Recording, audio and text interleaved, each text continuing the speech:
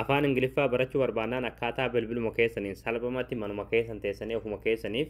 barachuu dandeessan isin barsiisa. Egaa daawwattoon kiyya aappii kun akkuma sirriitti argaa jirtan jechuudha. Afaan ingiliffaatii fi afaan oromiffaatiin barraa'e jechuudha. Jechuun afaan ingiliffaatiin barraa'e kana afaan oromootiin ammoo maal akka jedhu isinii fiiga jechuudha. Kana waan ta'eef salphumatti jechuudha carraa kana fayyadamuudhaan yeroo hunda yoo dubbiftan jechuudha salphumatti afaan ingiliffaadhaa barachuu dandeessan jechuudha. Carraa barachuudhaa qabdan jechuudha.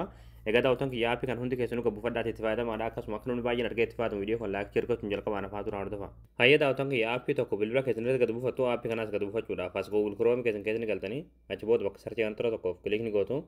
achi booda bakka sarchii kanarratti michuu joobis jettanii barreessitanii michuu joobis achi booda michuu joobis kan jalarratti ni baasa tura tokkoof kilikni gootu ammallee asirratti michuujobis.com hojii kana tura tokkoof kilikni gootu ammallee haala kanaan sitti fidaa asirratti ikoonii sarchii tura tokkoof kilikni gootu bakka sarchii kanatti qubee a fa naa barreessan achi booda sarchii fuuldura kanatti kilikni gootu sarchii gootu achi booda haala kanaan suuraa kan fidaa suuraa kana tura tokkoof kilikni gootu achi booda aappii gad buufachuudhaaf sura olusaa gad deemtu manumaati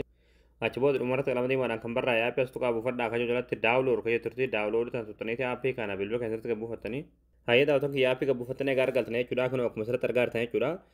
jechoota afaan ingiliffaatii fi afaan oromoodhaan wal bira isiniif fide jechuudha wal cinatti isiniif fide jechuudha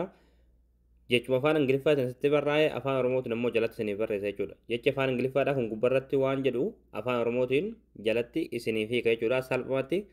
irra deemtanii jechuudha yeroo hunda dubbisuudhaan salphumatti afaan ingiliffaadhaa osoo namni tokko isin hin barsiifne bilbiluma keessaniin barachuu dandeessanii jechuudha uummata tokkollee.